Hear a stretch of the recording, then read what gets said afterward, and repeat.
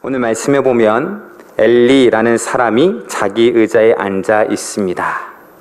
보통 의자에 앉아 있으면 편해야 되죠. 서 있는 것보단 편안해야 되고 마음의 평안이 느껴져야 하는데 오늘 엘리가 앉아 있는 모습을 보면 떨리는 마음으로 앉아 있습니다. 즉 걱정과 두려움 가운데에 편한 것이 아니라 불편하게 앉아 있습니다. 지금 엘리 제사장에게는 걱정과 두려움이 많이 있습니다. 왜냐하면 그가 앉아있는 그때에 이스라엘 백성과 블레셋이 전쟁을 하고 있었기 때문입니다. 그냥 전쟁을 할 뿐만이 아니라 자신의 아들들이 하나님의 궤를 메고 전쟁터로 나갔습니다. 하나님의 궤까지 들고 나가면 승리를 확신해야 하는데 정작 제사장인 자신은 확신이 없습니다. 그래서 의자에 앉아 걱정만 하고 있습니다. 우린 이런 상태를 안절부절이라고 표현하죠. 마음이 초조하고 불안하여서 어찌할 바를 모르는 모양. 살다 보면 이러한 상황이 우리에게 자꾸만 찾아옵니다. 아무것도 할 수 없고 속은 타들어갑니다. 해결책은 보이지 않습니다. 방법이 없습니다. 그럼 무엇을 해야 할까요? 여기 나와 계신 우리 모든 성도님들, 또한 온라인으로 예배드리시는 기도에 참석하신 모든 분들은 다 정답을 아실 것입니다. 당연히 기도해야죠. 엘리 제사장은 지금 걱정과 두려움이 많습니다. 무엇을 해야 될까요? 제사장이라면, 이스라엘의 지도자라면, 영적인 지도자라면 무엇을 해야 할까요? 이스라엘 백성이 광야에서 아말렉과 싸울 때 모세가 무엇을 했습니까? 기도했죠. 기도했습니다. 제사장이라면 걱정과 두려움에 쌓여 앉아있지만 말고 기도해야 합니다. 그런데 엘리는 지금 기도하지 않고 걱정과 두려움에만 휩싸여서 안절부절 의자에 앉아 있습니다. 의자에 앉아 있는 모습, 이것이 엘리 제사장의 모습입니다. 사실 엘리 제사장은 성경에 처음 등장할 때부터 의자에 앉아 있었습니다. 사무엘상 1장 9절을 보면요, 이렇게 나와 있습니다. 그들이 실로에서 먹고 마신 후에 한나가 일어나니 그때의 제사장 엘리는 여호와의 전 문설주 곁 의자에 앉아 있었더라. 이것이 성경에 등장하는 엘리 제사장의 첫 모습인데요, 문설주 곁 의자에 앉아 있는 모습입니다. 우리가 잘 아는 사무엘의 어머니 한나가 아들을 달라고 하나님께 간절히 기도하던 그때 기도하고 있던 한나에게 오히려 술 취하지 말고 그렇게 이상한 소리를 했던 그 엘리 제사장입니다. 하나님의 백성은 간절한 마음으로 와서 기도하고 있는데 엘리는 성전 문설주 곁 의자에 앉아 있죠. 백성의 고통이 있다면 듣고 위에서 오히려 기도해야 할 제사장이 앉아 있습니다. 기도하지 않으니까 영적으로 점점 어두워졌고 자신의 직무를 잘 감당하지 못했습니다. 성경에서 엘리를 표현할 때 같이 쓰는 표현은 매우 늙었다, 눈이 어두워졌다입니다. 한번 같이 살펴볼까요? 2장 22절에는 이렇게 나와 있습니다. 엘리가 매우 늙었더니 이렇게 표현되어 있습니다. 앞에 화면에 계속 성경 구절이 나옵니다. 3장 2절엔 또 이렇게 표현되어 있습니다. 엘리의 눈이 점점 어두워 가서 잘 보지 못하는 그때에 그가 자기 처소에 누웠고, 4장 15절에 보면 이렇게 또 나와 있습니다. 그때에 엘리의 나이가 98세라 그의 눈이 어두워서 보지 못하더라. 물론 엘리의 나이가 98세이니까 힘들어서 의자에 앉아있는 것이 당연하고 눈이 어두워지는 것이 사실이죠.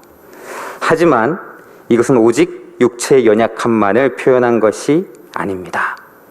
영적으로 힘이 없는 상태, 영적으로 어두워서 보지 못하는 상태를 같이 보여주는 것입니다. 다음 구절이 이를 말해주는데요, 사무엘상 3장 1절 말씀 우리 같이 읽어보겠습니다. 아이 사무엘이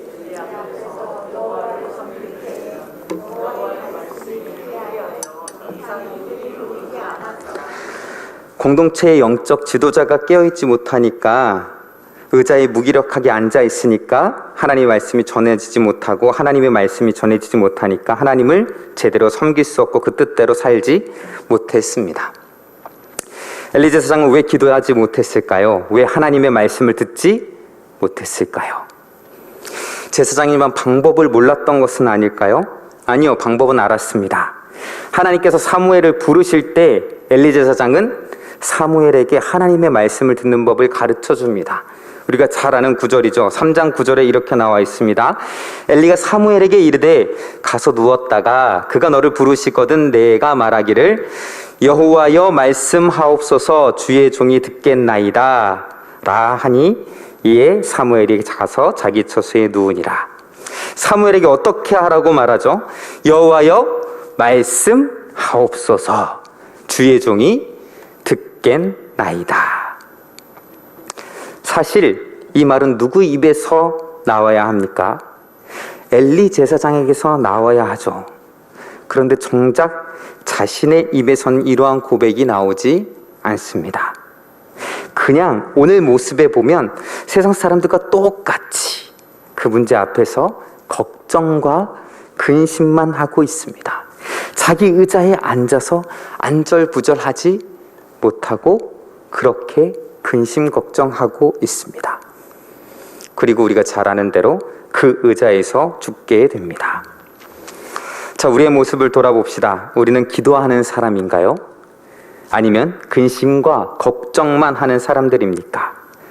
기도하지 않는 엘리 말고 기도하는 사람을 한번 살펴봅시다.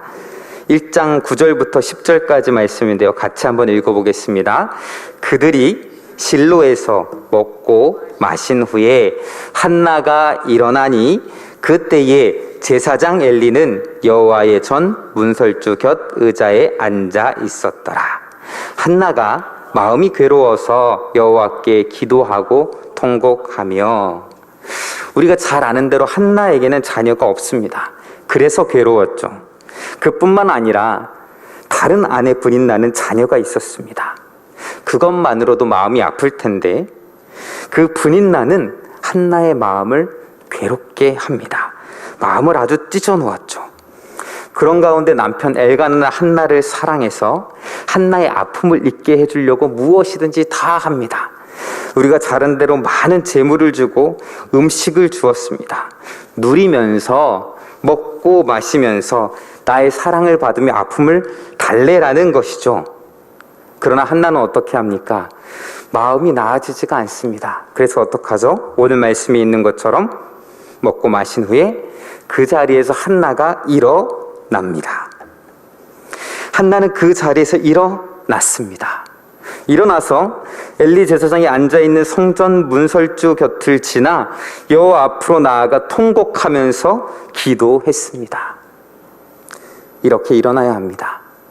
근심과 걱정의 의자를 박차고 나와 하나님께 기도해야 합니다.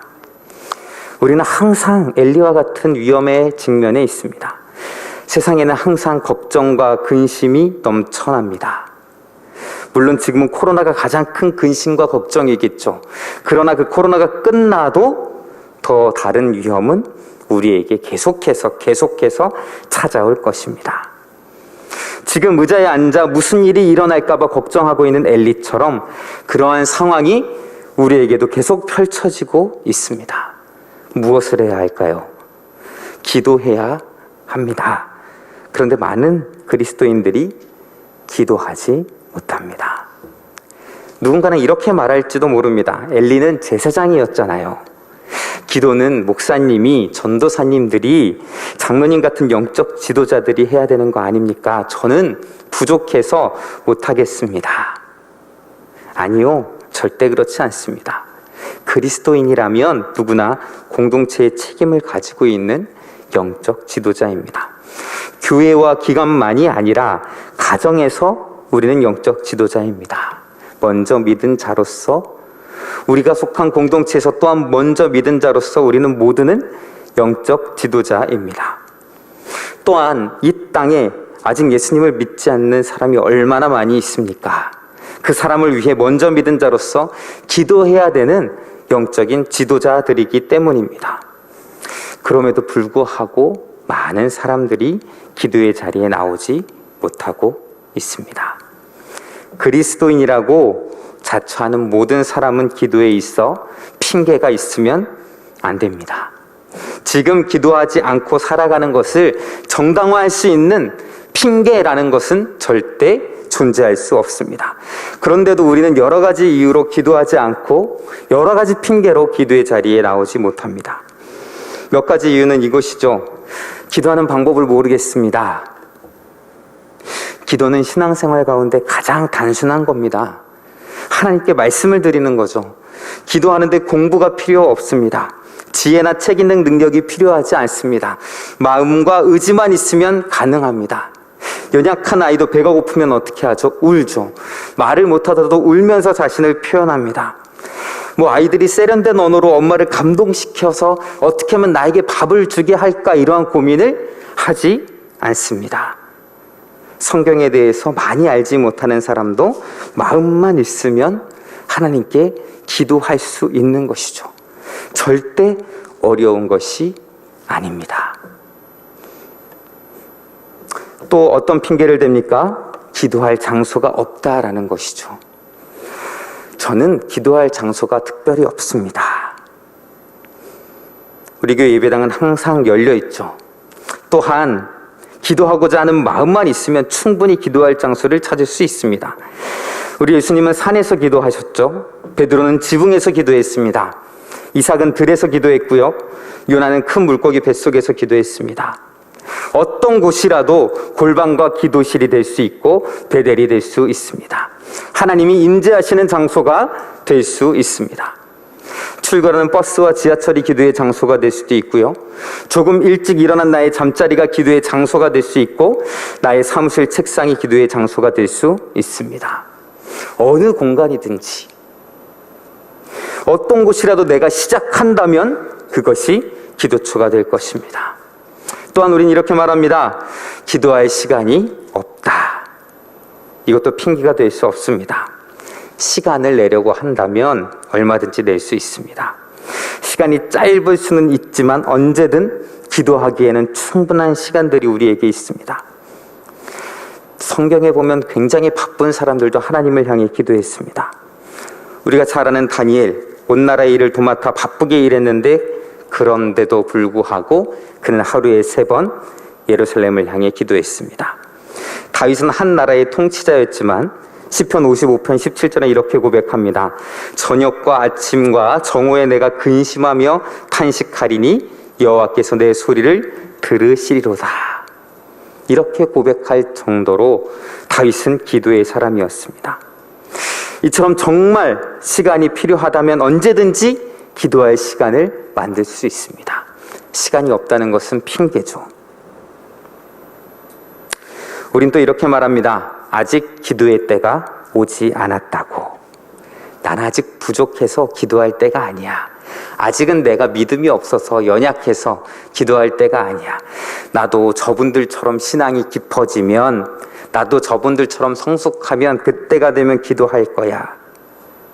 언젠가 강한 믿음과 새 마음을 주셔서 하나님께서 내가 그렇게 의지하지 않아도 기도하게 될 때를 주실 거라고 생각합니다.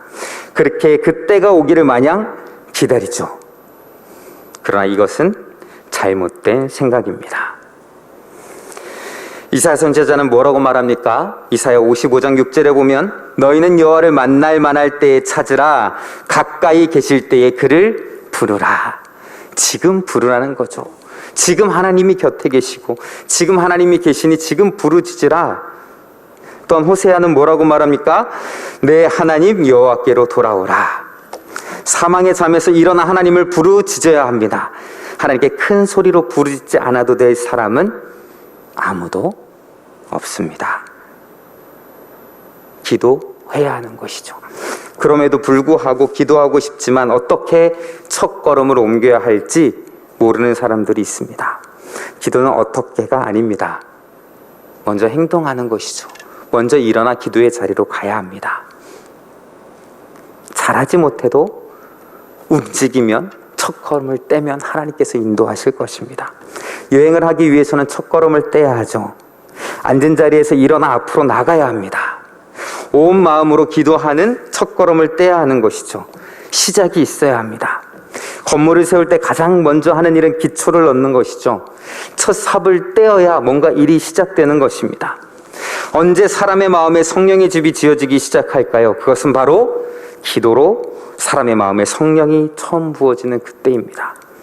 새 마음을 주시고 우리의 영혼에 성령을 부어달라고 간절히 기도해야 됩니다. 의지와 능력을 달라고 기도해야 됩니다. 우리의 영혼을 정말 진지하게 걱정한다면 지금, 바로 지금 주 예수 그리스도께 나아가야 합니다. 기도라는 거 어렵지 않습니다. 나의 있는 모습 그대로를 아뢰는 것이죠. 의사 앞에서 어디가 아픈지 말하는 환자처럼 하나님, 나에겐 이런 아픔이 있습니다. 이런 어려움이 있습니다. 우리의 영혼이 느끼는 고통과 질병을 우리 예수 그리스도께 그대로 말씀을 드리면 되는 것입니다. 어떤 이유로도 머뭇거리면 안 됩니다. 머뭇거리는 것은 마귀로부터 오는 겁니다. 그냥 있는 그대로 우리 예수 그리스도께 나가면 됩니다. 무기력해질수록, 나의 상황이 더 열악할수록 그리스도께 곧장 나가야 합니다. 기다린다고 절대 문제가 해결되지 않습니다. 나는 기도를 잘 못한다고 걱정할 필요가 없습니다. 예수님은 우리를 잘 아십니다. 엄마는 아이의 옹알이를 다 알아듣더라고요. 우리 주님도 우리의 모든 것을 알아들으십니다. 우리의 한숨마저도 다 알아채시고 우리의 신음소리가 무엇을 의미하시는지도 다 아십니다. 걱정과 근심과 두려움에 앉아만 있을 것이 아니라 이제 걱정과 두려움의 의자에서 일어나 기도의 자리에 나아가는 우리가 되기를 소망합니다. 언제나 어디서나 항상 하나님께 기도함으로 말미암아 한나처럼 큰 응답을 받는 우리 모두가 되기를 주님의 이름으로 소망합니다.